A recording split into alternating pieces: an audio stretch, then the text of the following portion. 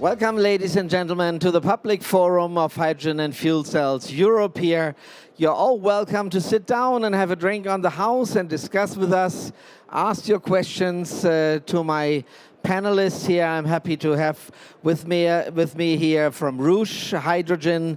Right next to me is Sable Huang. She's the president.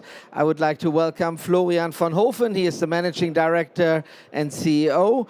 And opposite to me is Dr. Gernot Voitic. He's head of R&D of Rouge Hydrogen Engineering GmbH, and we talk about Rouge Hydrogen, safe and green hydrogen production, solid-state storage in one unit. And whenever you have a question, just raise your hand.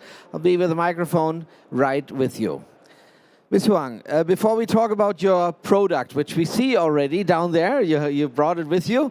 Before we talk about that, I would like to ask you a little bit more general. What is your mission regarding hydrogen? You're not an engineer, you're an investor. And what is your mission?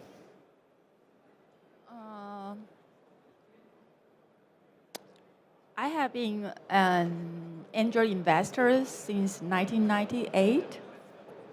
And when I was working on 2 projects in Silicon Valley, California in 2007, I learned that hydrogen will be the future energy as an energy carrier to replace fossil fuels, to keep fossil fuels in the ground and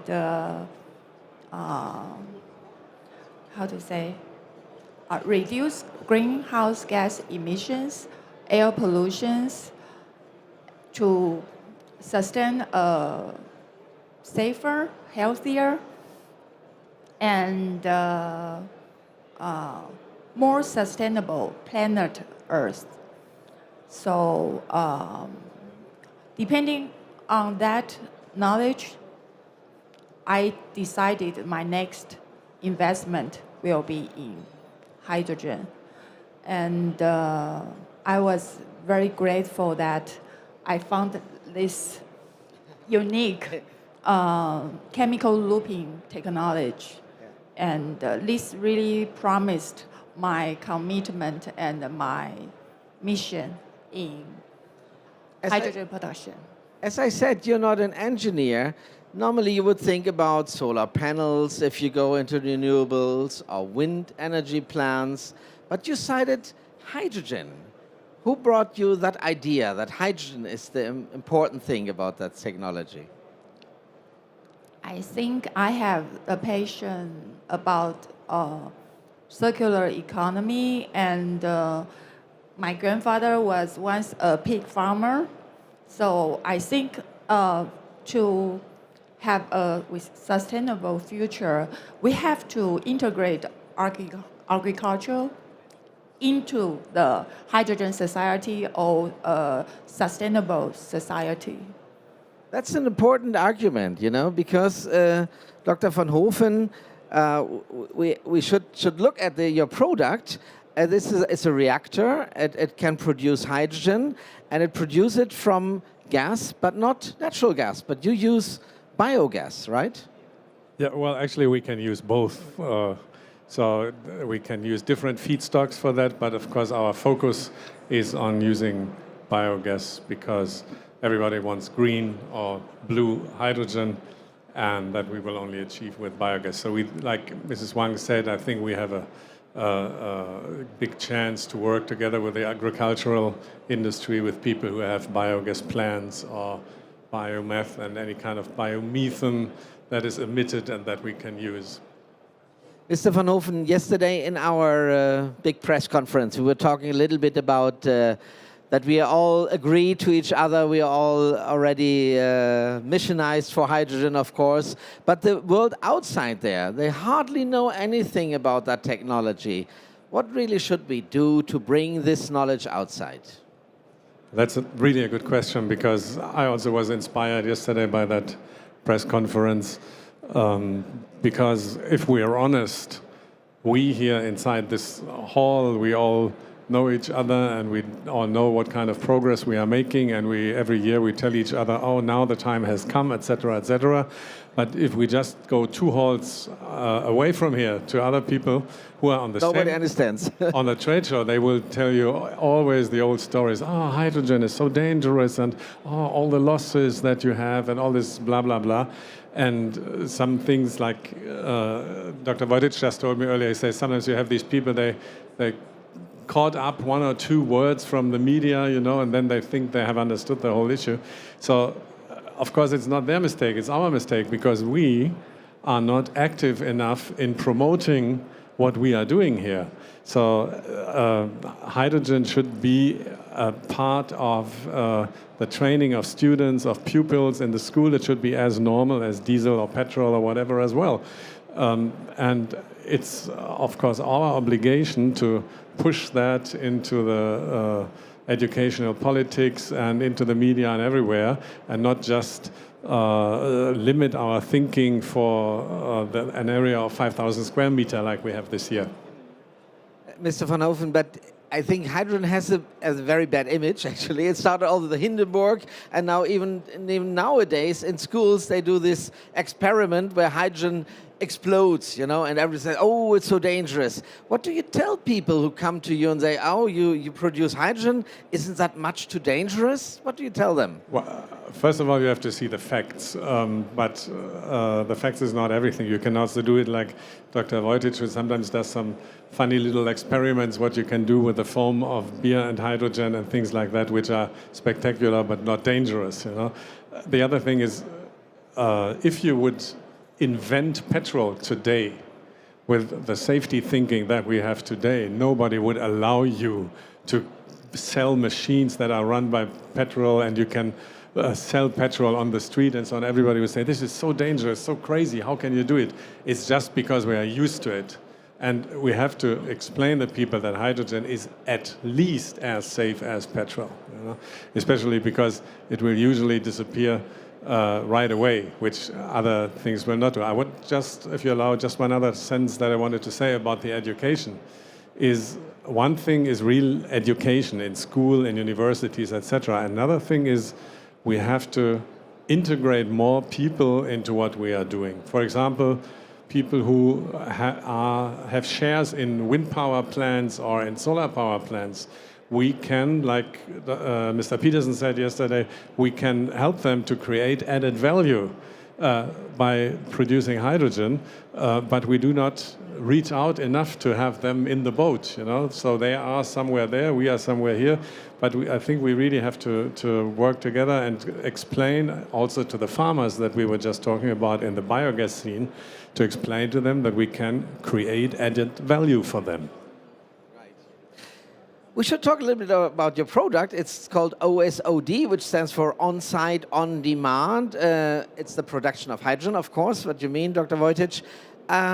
Please tell me a little bit more about that and the progress you made the last year.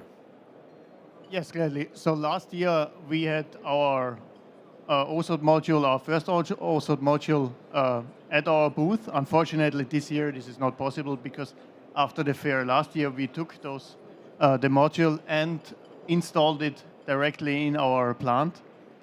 In 2018, we also finished all the engineering tasks that were open.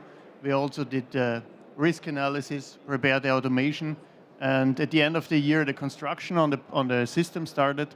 And now, beginning of this year, we started with the commissioning and testing of our first full OSOD unit, where everything is integrated. All media that is required is just installed, and everything, water treatment, compressed air delivery, everything is installed, including the automation system. And we're now in the testing and commissioning phase. So this is a very busy and exciting time right now. I've been seeing pictures of your unit. It's a big container with a cooling element on it, and it's easy to transport then.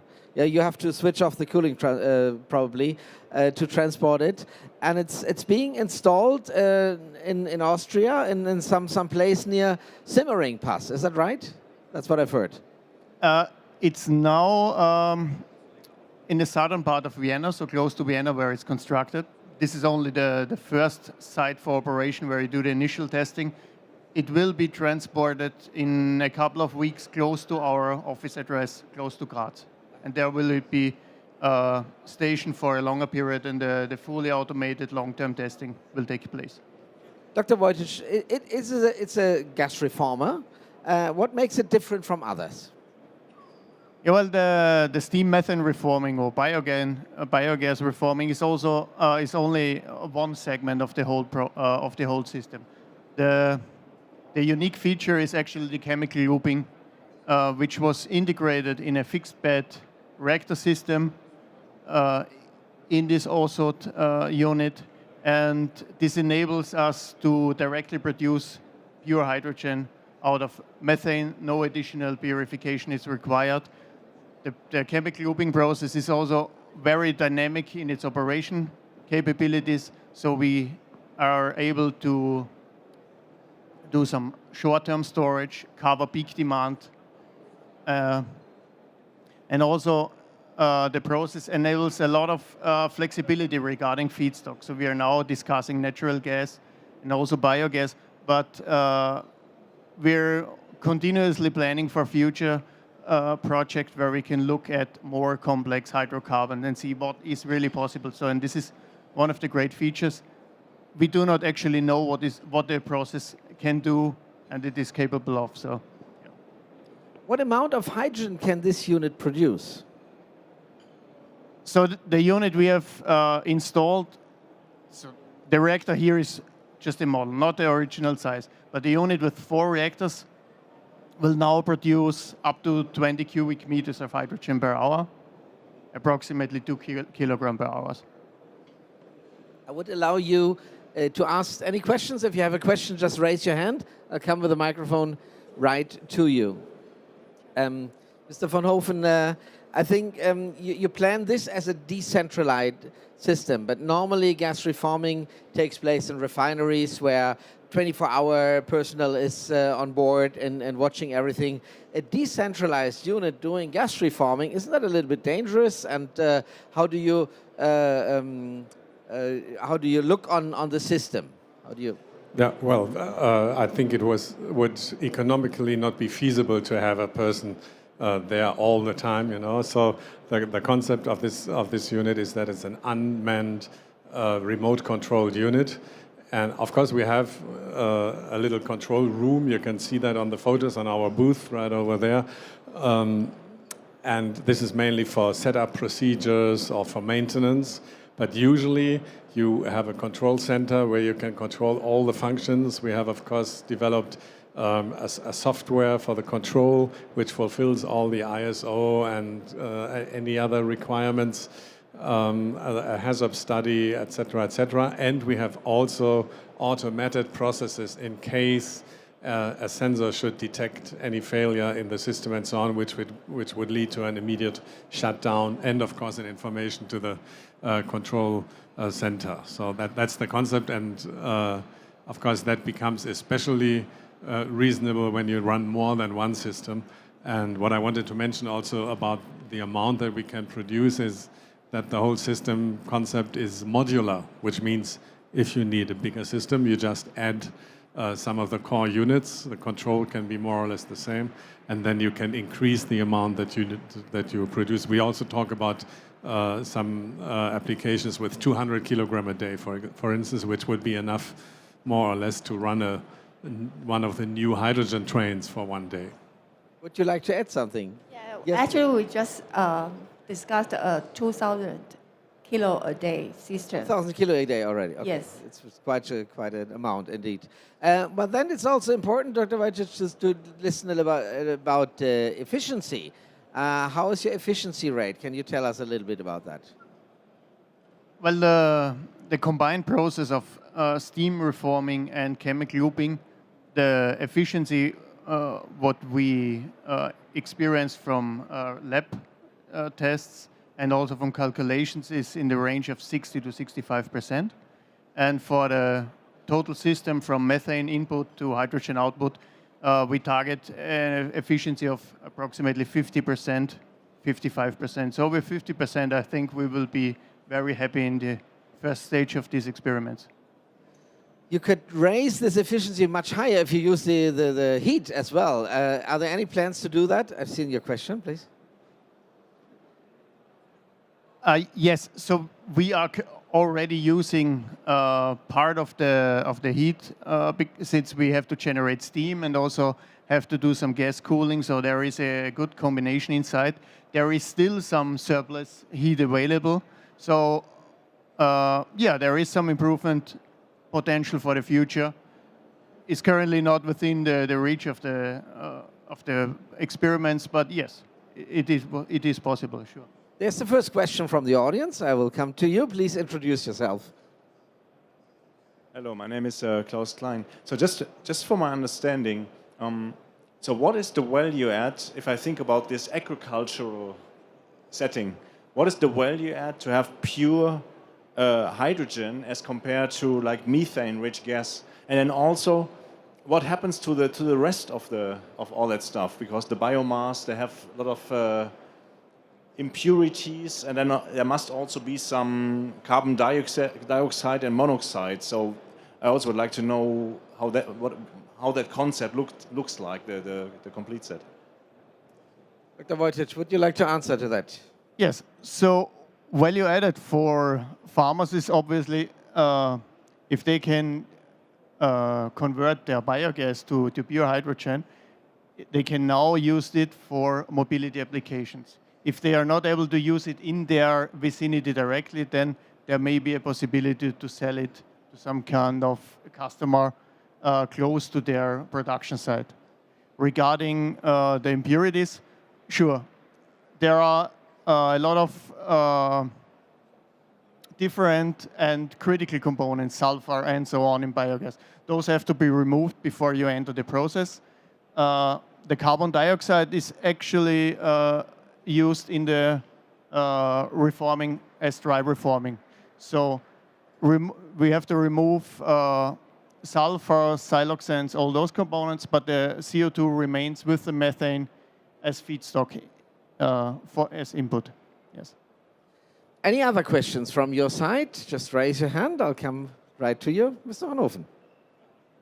I just wanted to add some little story that came into my mind about the question. When Mr. Voitic talked about the application of the farmer, I am now working in Austria, as we are obviously an Austrian company, but I'm originally here from Hanover. And the day before the show, I visited my parents who live about 40 kilometers north of Hanover in the countryside, and I passed by a DHL distribution center. So there were about, was on the weekend, so there were about, I saw 50 or 80 cars standing around this distribution center, DHL cars, and right behind it, 100 meters behind it, was a big biogas plant. And I was thinking, this is like made for our application, for example. So sometimes you just need a little fantasy to bring the things together, and that would, for example, be a perfect application for this kind of equipment and this kind of use. When we talk about these applications, we also have to talk about prices for the hydrogen in the end. Mr. von Hofen, what price targets do you have? We heard yesterday in our panel discussion that €7 per kilogram hydrogen is achievable. Can you reach that one too? Yes. Very good. But the question is, of course, also when we talk about electrolyzers, and that's the same here, I think both have their right to exist in the particular application. And in our case, of course, we are very much depending on the cost of the feedstock. And the cost of the feedstock is different. If you just talk about natural gas, the price for natural gas in Russia is totally different from the price of natural gas in Austria or in Germany or in the United States. And if we talk about biogas or biomethane and so on, it's the same. So to say one price is really very difficult because you have a lot of dependencies. But we are internally always talking about something between 3 and 12 euro. So give me a very cheap gas or a very cheap biomethane or an abundant biomethane, then I can give you a very low price. If you charge me a lot for the feedstock, of course, the price will be higher. So in between 3 and 12 euro. There, this 7 or less as well. Ms. Huang, last question goes to you. What are the challenges you're going to deal with in the next future? I think the challenges will be, first of all, the integrate carbon capture, CO2 capture into our system to make our system, the hydrogen, become blue hydrogen. And then optimizing our current system, like efficiency, and also try to find new and creative ways to utilize our chemical looping technology. Yeah. Do you want to add? So would you anything? like to add something for your technical achievements you would like to reach the next, well, days, months, and years? Well, I guess because of curiosity, we should explore as much as possible. So, as long as we keep curious about what we can do with the process, with the chemical looping process, I think we will have plenty of work to do and keep on the right track this way. I would like to thank you very much for this talk here on stage. I would like you to thank you very much for your attention and for your question. Just visit the booth of Rouge Hydrogen. It's just over there. You can see it from here. Visit them, have a closer look at their achievements, at their pictures, at their exponents that they brought with you. And enjoy the group exhibit here, the Hydrogen and Fuel Cell Europe. Thank you very much once again. Thank you for your attention. Thank you.